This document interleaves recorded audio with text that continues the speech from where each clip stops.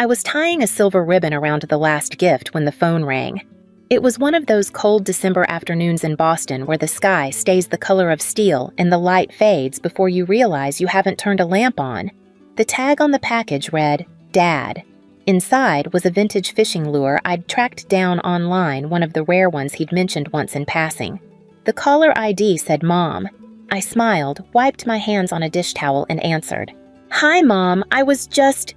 Her voice was even. No tension, no warmth. Just even. Rachel, your father and I have been thinking.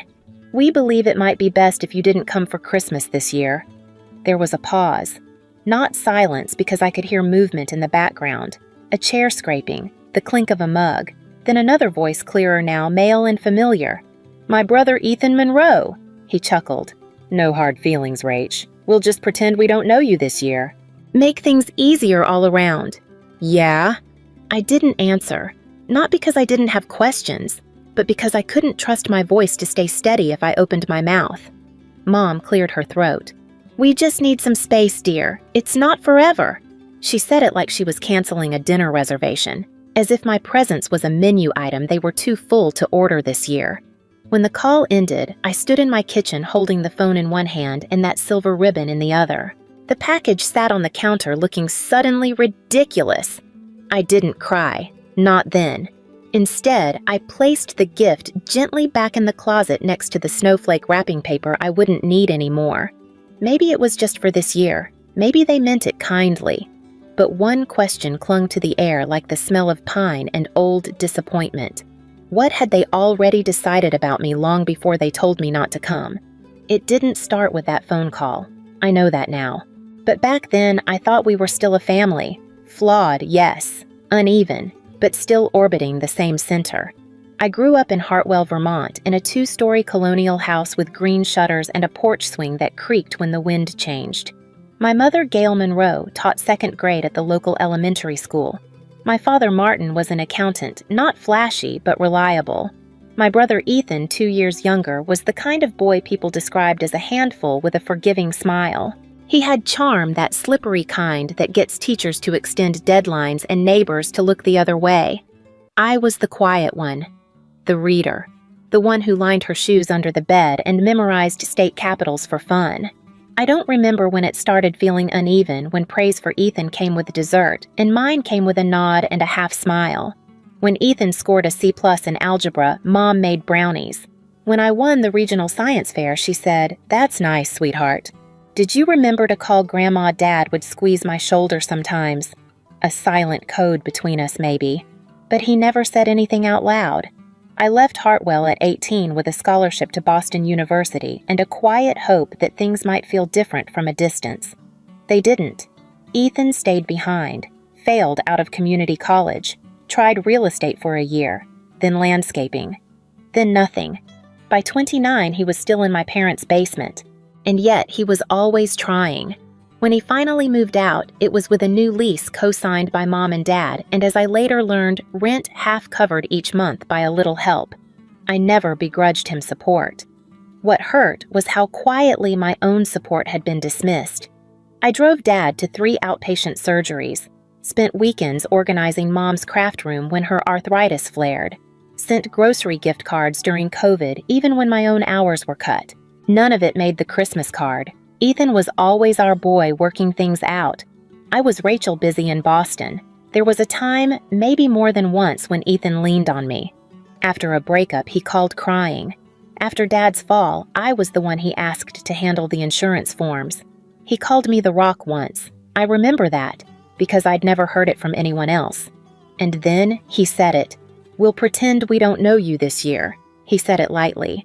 Like a joke that doesn't need to be funny. Like someone who'd already decided I was safe to forget. What changed in him, or had it always been this way, and I just hadn't let myself see it? A week after the phone call, I opened Facebook. Not to check on them at least, that's what I told myself. Just to scroll. Just curiosity. There it was. The family Christmas photo. The same spot by the fireplace. The same red and gold ornaments on the mantle, even the same crocheted stockings Mom hung every year. Only, I wasn't in it. Where I used to stand second from the left beside Dad was someone else. Monica Sullivan, our neighbor from 2 houses down. I remembered her vaguely generous, always dressed for brunch and childless by choice. Her husband owned 3 car dealerships across Vermont. She was in the photo smiling between Ethan and my father, holding a glass of eggnog like she'd been there for decades. The caption read, "So grateful for chosen family this year." More photos followed. Monica helping Mom with the cranberry sauce. Monica holding a wrapped gift. Monica clinking glasses with Ethan. It wasn't just that I'd been excluded. It was that the space had been filled. A week ago, I thought I was the difficult daughter, the one they didn't know how to reach. Now I realized I'd been replaced seamlessly, politely, as if I were a faulty light bulb someone finally got around to changing. I checked our old family group chat. It no longer existed. Not archived, not renamed, gone. I searched for old tags, photos from birthdays, Thanksgivings, even the blurry one from Dad's retirement party. Many were still there, but fewer than I remembered, and in the ones that remained, I was never tagged. I wasn't untagged either, just never acknowledged. As if I'd been present but not included. There was something clinical about it. No drama, no confrontation, just deletion. Quiet, soft, almost careful. I called Aunt Linda, my mother's younger sister, on impulse. We hadn't spoken in months, but she always liked my holiday cookies. She sounded surprised, hesitant. "Oh, sweetie, I thought you were spending Christmas with friends in Boston." That's what your mom said. I didn't correct her. There didn't seem to be a point.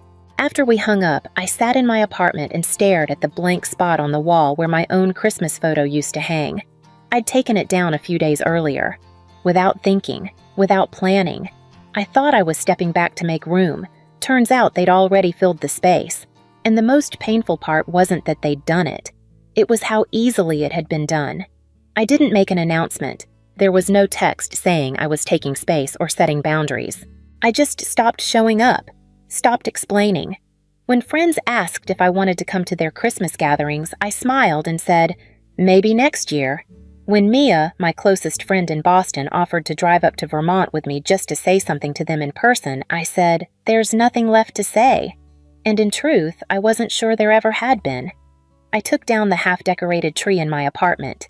The ribbon I'd picked out gold mesh with tiny silver snowflakes went back in the box without ever being cut. I folded the ornaments back into their paper sleeves like I was handling something fragile. Maybe I was. The gift for Dad stayed on the closet shelf. So did the one for Mom, a hardcover book about quilting patterns through American history. She used to love things like that. I drafted a card on Christmas Eve. Just a simple one. Hope it's peaceful this year. Rachel. But I never sealed it. It sat on my kitchen counter for days, the envelope blank, the corner curling slightly from the dry air. On Christmas morning, I made French toast. I poured myself a mug of coffee with a splash of cream and sat at the kitchen island facing the window. No fireplace, no stockings, no music. Just the quiet hum of the refrigerator and the sound of wind brushing against the glass. I didn't cry. I told myself that was a kind of victory. I spent the afternoon walking along the Charles River. Couples passed by holding gloved hands. Kids on scooters zigzagged through slush and shouted about snowmen. Everywhere I went, the world was performing Christmas. And I was just moving through it. When I got home, the unopened card was still on the table. I held it for a while, turned it over once, then again, then slid it into the drawer behind expired coupons and a few loose batteries. I posted nothing on social media. Didn't respond to the handful of Merry Christmas texts from old coworkers. Even Mia's thinking of you got just a heart emoji in reply. It wasn't bitterness. Not really. It was the slow realization that I was no longer part of their story. And maybe I never had been, not in the way I thought. Sometimes it's not the door that slams. It's the one that was quietly locked while you were still inside. The letter came in mid-January. Not from my family. Not from Vermont. It was from a law office in Hartford, Connecticut. I almost didn't open it, assumed it was junk. But the envelope had weight, thick paper, the kind that means something serious. Inside was a note, neatly typed. Dear Ms. Rachel Monroe, I am the executor of the estate of Eleanor Monroe. Your presence is requested regarding matters of inheritance. Please call to confirm receipt. Eleanor Monroe. My grandmother, my father's mother. The only person in my family who ever made me feel seen without asking me to earn it. I blinked at the paper. Because she had died 5 years ago, or so I thought. I called the number. The voice that answered was calm, older, precise. Robert Harrington, estate attorney. Your grandmother passed on November 12th, he said. Of this year, he clarified. I sat down slowly. That's not possible, I said. I would have known. My father would have told me. There was a pause. Not out of surprise, out of patience. I believe you should come in, Ms. Monroe. There's more. 2 days later, I sat in a quiet, oak-paneled conference room. There was a leather folder, a cup of untouched tea, and a man with a kind face handing me a death certificate. Date of death, November 12th. Obituary from the Burlington Free Press. Survived by her son Martin Monroe, daughter-in-law Gail, grandson Ethan. No mention of me. Nothing. Like I'd never existed. Like I'd never been the girl who raked her leaves, brought her tea when her hip acted up, drove 3 hours just to change a light bulb because she didn't trust electricians. Why wasn't I told? I whispered. She asked that I contact you directly. She suspected your family might delay. He placed another document before me. Her will. Everything her home investments belongings left to me, with the exception of a modest sum set aside for Ethan and some keepsakes for my father. She updated this 3 years ago, Mr. Harrington said, and recorded video messages to support its validity. He opened a laptop and pressed play.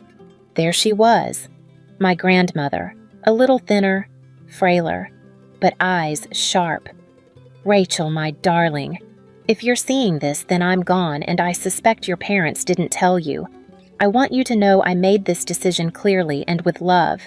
You always came to visit. You never asked for anything. Your parents only came when they needed something, usually for Ethan. She paused, her mouth tightening. After your grandfather passed, I gave Gail power of attorney while I recovered from surgery. She used it to take out loans against my house. Small at first, then more. When I found out, I revoked it, changed my will, told them. They weren't happy. Another video followed, then another. In each, she named dates, showed bank statements, spoke clearly, made jokes. She wasn't confused. She wasn't coerced. She was tired, but in control. When the screen went dark, I sat in silence. She wanted this to be protected, Mr. Harrington said gently, and to be sure you knew she saw you. That was the moment, the twist, if you want to call it that. Not the money, not the house, but that someone I loved had gone, and the people who shared her blood had not just let me miss the funeral. They planned for me to never know it happened. They erased me, first from the table, then the photos, then the obituary. And now, they were going to learn what it felt like when someone they'd written out started writing back in. They wanted to meet in person. They said it would be easier to talk that way, a neutral setting, as if a hotel brunch in Cambridge could reset what had already broken. I said yes, not because I expected clarity or even apology, but because part of me still needed to look them in the eye and see if there was anything left behind the silence. I arrived early. The restaurant was quiet, all low lighting and half-filled coffee cups. I chose a table in the corner, facing the door. I wanted to see them coming. They arrived right on time. My mother, Gail, looked older, not just thinner like something in her had hollowed out. My father, Martin, wore the same wool coat he'd had for years, but he seemed smaller inside it. And Ethan, my brother, well, he looked better than ever. Clean-shaven, smug, and wearing a watch that shimmered gold when he sat down. There was small talk at first, nothing that mattered. Then, Gail got to the point. She said there had been a lot of misunderstandings since Grandma's passing. She implied that Eleanor hadn't been thinking clearly when she made her decisions, that the videos didn't tell the whole story. I let her speak. She moved carefully, like someone trying to reposition a broken frame without acknowledging the crack. Eventually, she suggested that the inheritance be adjusted, that the investments could be divided between Ethan and me equally, she said. And the house, Grandma's house, could stay in the family, of course. Legacy matters, she added. Ethan didn't speak until then, but when he did, it was sharp. He scoffed at the idea that I deserved any of it, said Grandma always favored me, said I didn't understand what family meant. I looked at him, and all I could see was a boy I used to read bedtime stories to, now grown into a man who thought he deserved what he never earned. My father tried to step in, his voice soft. He said, maybe we could find a solution that honors everyone. But I'd already heard what they meant by that. They didn't want peace. They wanted to rewrite the ending and keep their names in the credits. I stood up slowly. Let the weight of the moment settle. I told them Grandma hadn't been confused. She'd been clear. She saw what they did, and she chose to protect me the only way she could. I didn't raise my voice, didn't accuse, just said the facts out loud, the ones they hoped would stay buried. Gail stiffened. She told me to sit down, said people were staring. I told her to let them stare. And then I said what had been building in my throat since Christmas. It was never about me being the problem. It was about me no longer agreeing to play the role you wrote for me. Martin looked down at his hands. Ethan muttered something under his breath. I didn't catch it. I didn't need to. As I turned to leave, Gail called after me. If you walk away from this, Rachel, don't expect to be welcomed back. I didn't turn around, because they'd already told me I wasn't welcome. After that brunch, they tried again. Texts, missed calls. One long email from my father that started with, "We still love you," and ended with, "But your reaction was deeply hurtful." I didn't reply. I wasn't angry. Not anymore. That was the strange thing about it. Once I stepped away from the stage, they kept casting me in the dutiful daughter, the bitter sister, the ungrateful outsider. I realized how quiet my mind had become. How still it felt. No spinning, no second guessing. The silence that once felt like exile now felt like air. I went back to therapy. I told Dr. Chin everything, the videos, the funeral. I never attended the brunch that pretended to be reconciliation. She listened, then asked gently, "Do you still want them in your life?" I thought about it, and I said, "Not like this. Not with performance, not with conditions, not with the quiet accounting of who gave what and who owes whom. I used to think I just needed to prove I was good enough," I told her. "Now I think I just needed to stop trying." She nodded, wrote something down, then said the word I hadn't been ready for until that moment. "You didn't leave them, Rachel. You stopped letting them pretend you were still there." That night, I deleted the group chat thread, took my parents' birthdays off my calendar. I boxed up the framed photo from years ago, the last one where we all smiled on the porch like we meant it, and placed it gently in the back of my closet. Not out of spite, but because I no longer needed it on the shelf. They kept telling people I'd changed. Maybe I had, but the truth was simpler than that. I just stopped apologizing for existing. A year later, I hosted Christmas for the first time. It wasn't big, just a few friends. People who'd seen the whole unraveling and stood beside me anyway. Mia brought her famous cinnamon cookies. Thomas brought too much wine. Someone brought fairy lights, someone else brought laughter. We had no tree, just candles in the windows and a pot of mulled cider on the stove. Soft music played in the background, Nat King Cole, quiet and familiar. The windows fogged from the heat, and someone wrote a smiley face in the steam.